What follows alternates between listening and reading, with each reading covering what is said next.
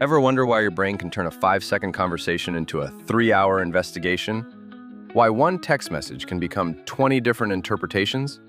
Why your mind keeps replaying things long after everyone else has forgotten them? It's late. The room is quiet. Nothing is happening, yet somehow you're fighting a battle that only exists inside your head. You replay the conversation. You analyze the look on their face. You dissect your own words like evidence in a trial. And the strange part is, you know it's not helping. But you can't stop, because somewhere deep inside, your mind has become convinced that thinking harder is the same thing as staying safe. And that belief may be the very thing keeping you trapped. You don't overthink because you're weak. You don't overthink because you're broken. You overthink because your brain learned that uncertainty is dangerous. For some people, life felt predictable. For others, it didn't. Maybe approval was inconsistent. Maybe emotions changed without warning. Maybe love came with conditions. Maybe mistakes felt expensive. So your nervous system adapted. It became a lookout tower, always scanning, always evaluating, always preparing. Most people imagine anxiety as fear, but overthinking is often something different. It's surveillance. Your mind becomes a security guard working 24 hours a day, checking every memory, reviewing every possibility, searching every corner for threats that may never arrive. And the cruel irony is this: the more exhausted you become, the harder the guard works. Carl Jung once wrote, "Until you make the unconscious conscious, it will direct your life, and you will call it fate." Most overthinkers believe they're trying to solve problems, but often they're trying to solve feelings. Feelings that were never fully processed. Feelings that never got permission to exist.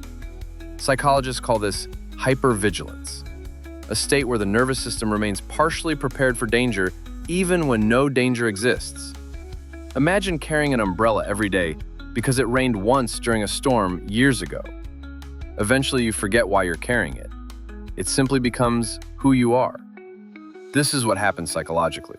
The brain begins confusing preparation with protection, thinking with control, analysis with safety. The default mode network, the part of the brain associated with self-reflection and mental simulation, starts running overtime. Instead of visiting the future occasionally, you begin living there. You rehearse conversations that never happen, prepare for conflicts that never arrive, defend yourself against people who never attack. And all the while, the present moment quietly slips through your fingers. But the real reason this happens goes even deeper, because overthinking is rarely about the future. It's about an old wound hiding in the past. Many overthinkers grew up with invisible emotional responsibilities. Psychologists sometimes refer to this through concepts like emotional neglect, parentification, and anxious attachment. You may have learned to read moods before words, to predict reactions before they happen, to monitor emotional weather like a sailor watching storm clouds.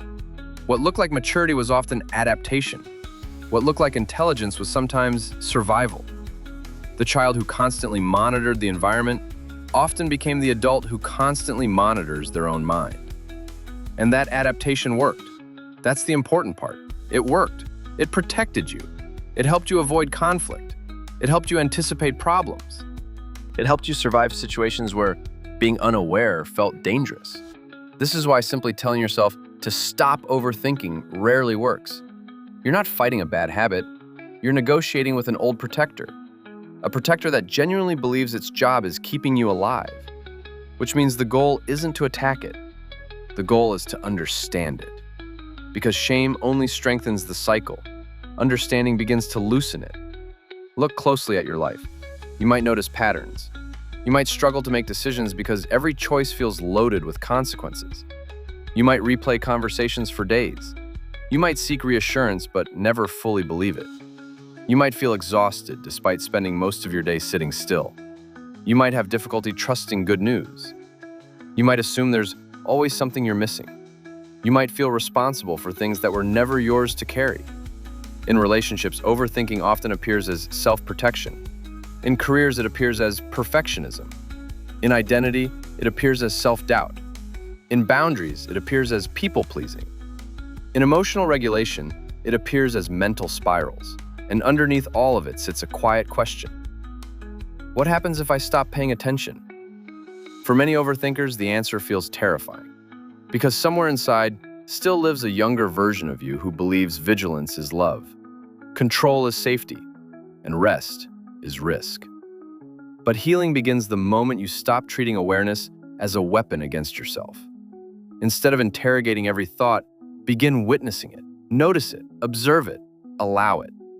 Not every thought deserves a courtroom. Some thoughts are simply weather, passing through, changing shape, moving on. The deepest truth about overthinking is this: you are not trapped because you think too much. You are trapped because you've learned to trust thinking more than feeling. Thinking feels safer, cleaner, more controllable. But healing does not happen through perfect analysis.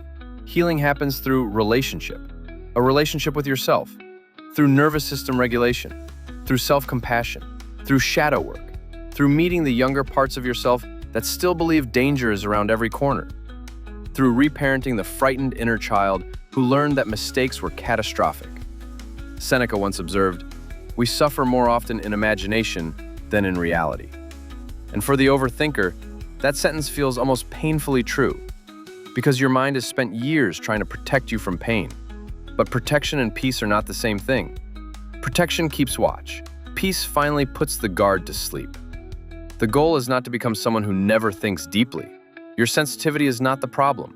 Your awareness is not the problem. Your intelligence is not the problem. The goal is simply to stop treating every moment like an emergency, to stop carrying yesterday's armor into today's life, to understand that you do not need to predict every storm in order to survive one.